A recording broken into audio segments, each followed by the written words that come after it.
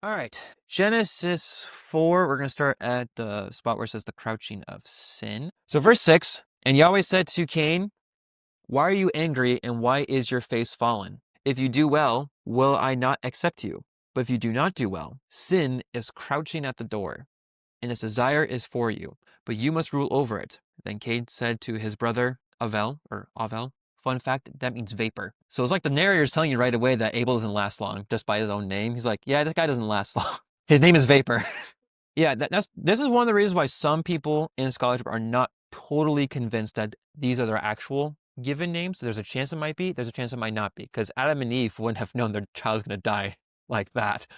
Some of them are like, these are real people, but they're using names to characterize theological messaging, but they're still real people because, you have Jesus referring to them as if they're real people from the genealogies. And then some are like, well, maybe that is real name. We just don't really know. We kind of just assume that's a real name. But yeah, Abel's name means vapor. He appears for a couple verses and he's gone next, very, very quickly. Then Cain said to his brother Abel, let us go into the sade, or the field. And when they were in the field, Cain rose up against his brother Abel and killed him. I think it's interesting that what we have here is that sin, which as we described last week, is more of a verb, is a thing that you do. This thing that you do is being described and personified as this creature that is crouching at the door. It is waiting to pounce and to attack. It is waiting for Cain to walk out and consume him.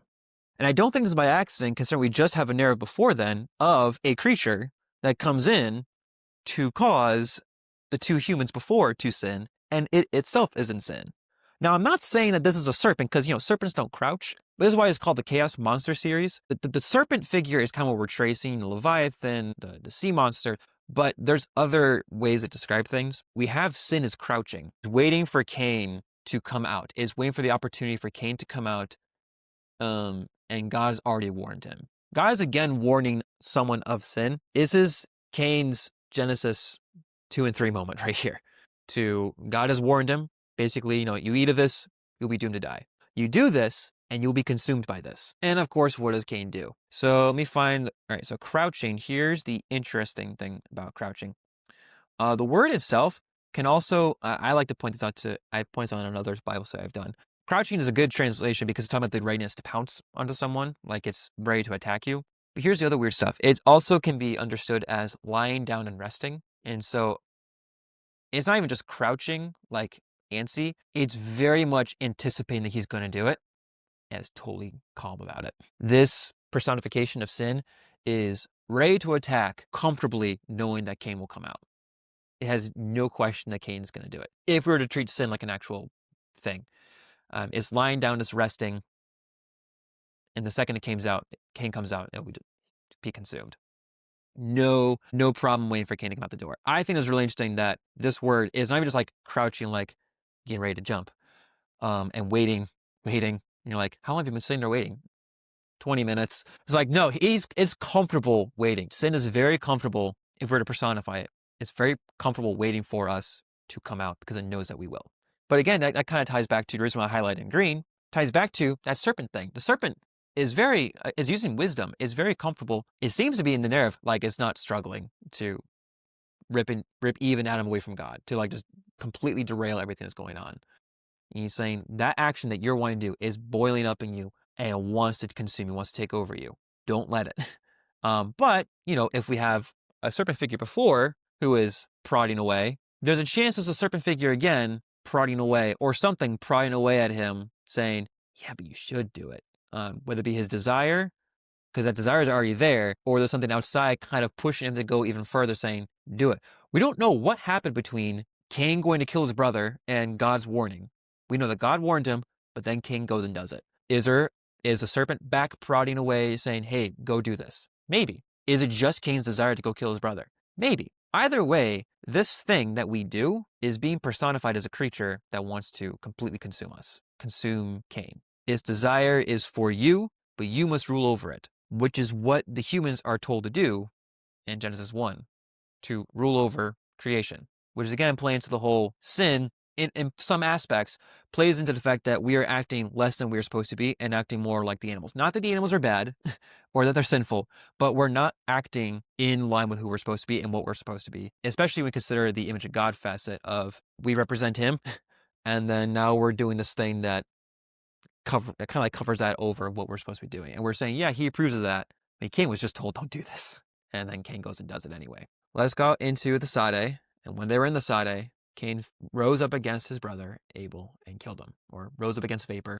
So paralleling these things, we mentioned already that, in Genesis 1:26, it talks about making humankind in the image and according to his likeness. We've spent 4 whole weeks on that, and that they're to rule over all these creatures. Cain is being told to rule over this thing as if it was a creature that he could rule over. Okay, so there's that parallel right there.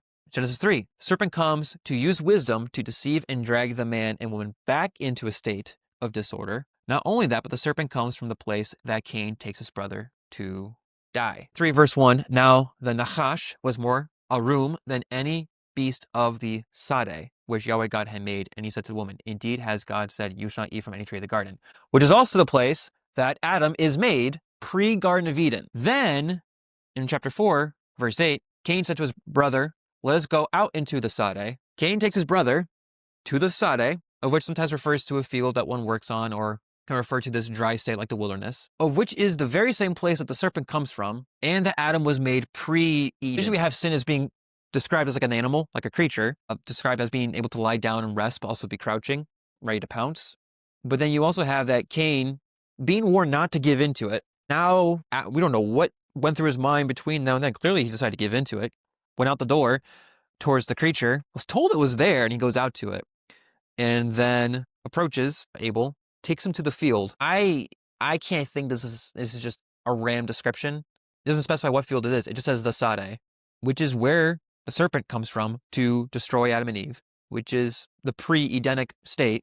Cain is participating as a serpent, which makes sense. Let's go back to chapter 3. Cain takes his brother out to die in the field where the serpent's from. And well, he took his brother's life, exercising the idea that he is God, which we know in Genesis 9 is a big no-no. Don't kill anyone. That's a full-blown attack, not just on that person, but on God. So he takes his brother's life and puts him back into a state of disorder, like he has no life anymore. He's now back into the Sade, which is interesting, considering the reason why I don't think this is just a random coincidence that are using Sade. If we go back to the curse of the serpent in Genesis 3, because you have done this, cursed are you above all livestock and above all beasts of the Sade. On your belly you shall go, and dust you shall eat all the days of your life. I'll put enmity between you and the woman, between your offspring and her offspring. He shall bruise your head, and you shall bruise his heel. So there's supposed to be enmity between the seed of the woman, seed of the serpent. Talked about last week. We're not talking about snakelings. We're not talking about baby snakes. The very first conflict we see after this is between 2 brothers from the woman. One who goes after the crouching sin monster. One who just brought a great offering. We don't know why his offering was specifically chosen over the other. We can speculate. The first enmity between the two, out in the field, between 2 seeds of the woman, after we were just told that there will be enmity between two seeds. And the serpent is from the Sade. Cain drags him out to the Sade to kill him, to put him back into, takes him out to disorder to put him into disorder. This is where we're going to start to see that it is being very clear that the seed of the woman and seed of the serpent are going to be those who are in line with God and those who are at enmity with God. Those who are, I'm going to walk with Yahweh, walk in the garden. But the seed of the serpent is any human being who aligns with disorder and opposes God, which would be order. Which makes sense what Jesus calls the Pharisees, you brood of vipers. He's basically, you're opposing God. You are not acting as a seed of the woman. You're acting as a seed of the serpent. You are at enmity with God. You're at enmity with his plans, with who he is. You're at enmity with order because of how you decide to run things. You're not of God. You're acting as of this. I think that's really interesting because you have immediately another Genesis 3 moment, kind of. But in this case, Cain is the woman. The crouching is the serpent, but Cain goes and participates as the seed of the serpent. So Cain takes on like 2 little roles right here of the woman who sees something that is good and does it, but also sees to go to bring someone back to disorder, which is what the serpent desires to do. So he's full blown seed of the serpent right now. And then you have Abel, who was seed of the woman, killed. But yeah, we have a Genesis 3 moment, and the first seed of the serpent is the seed of a woman. This is how a lot of our narratives be playing out. We're going to be trying to figure out who is the serpent or what is the serpent, because we're going to have times where it's not people specifically. Let's go to chapter 9. I think it's 9. Okay. I've given you my comments on this before, but I'd like to actually see if we can find the pieces, okay? Yeah, we'll look at verse 18 and onward. So I've already told you before about Genesis 6 through 8 is effectively Genesis 1 undone and redone. Wherever you have a decreation moment, there is always a creation moment that follows. All right.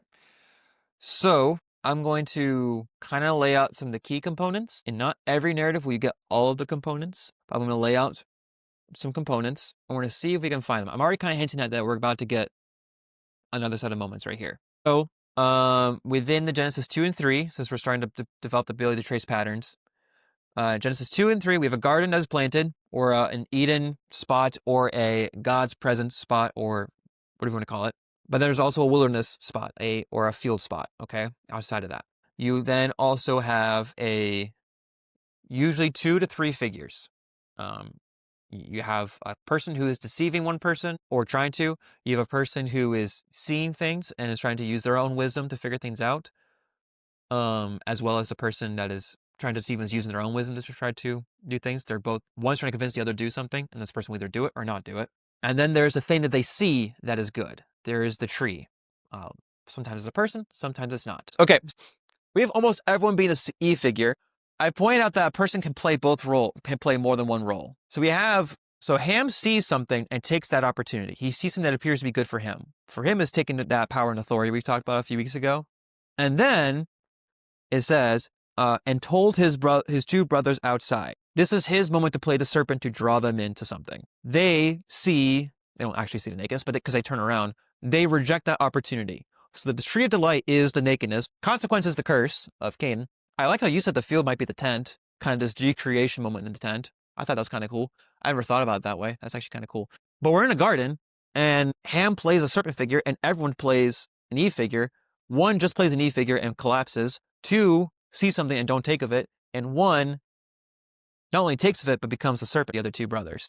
Let's do another one. This one actually is from the notes, because I think it will start to make the future passages make more sense when we get to these other Genesis 3 narratives. Okay, so let's go to Genesis 12. This is post the call of Avram. Verse 10. Now, there was a famine in the land, so Avram went down to Egypt to sojourn there, for the famine was severe in the land. When he was about to enter Egypt, he said to Sarai, his wife, I know that you are a woman beautiful in appearance. When the Egyptians see you, they will say, this is his wife. Then they will kill me, but they will let you live. Say you are my sister, that it may go well with me because of you, and that my life may be spared for your sake. When Avram entered Egypt, the Egyptians saw that the woman was very beautiful, and when the princes of Pharaoh saw her, they praised her to Pharaoh. And the woman was taken into Pharaoh's house. But the Lord afflicted the Pharaoh and his house with great plagues because of Sarai, Avram's wife. So Pharaoh called Avram and said, what is this you have done to me? All right, so looking at the Genesis 12, 10 through 20, in comparison to Genesis 3, we have Avram, acting as a serpent. He tells Sarai to basically lie, or that he will lie, about the fact that she is his sister. Well, more importantly, she's his wife. Sure, the narrative specifies that she's his half-sister, so that's a half-truth right there, but deceiving about the fact that it's his wife, because his fear is that he's going to die. Hold on to that point. That's really interesting. He recognizes that Sarai would be like the tree of knowledge, or the tree of wisdom for the Egyptians. The Egyptians in this case would be Eve, because they're seeing something beautiful, especially Pharaoh in this case, and in this case, because he's being deceived, he's taking, right? So it's not really Pharaoh's fault here. God still comes down on him because there's a covenant between Avram and Sarai, because they are husband and wife, and he's not going to let polygamy happen, and it's his chosen people he's going to be working through. And so he stops him and warns him. So we have here, the serpent is the covenant person that God has chosen to work with. The woman, or Eve, is the Egyptians and the Pharaoh. You have the tree, which is now Sarai, and what they're seeing is that she is very much beautiful and is delightful. She is delightful to their eyes. This is our Genesis 3 moment all over again.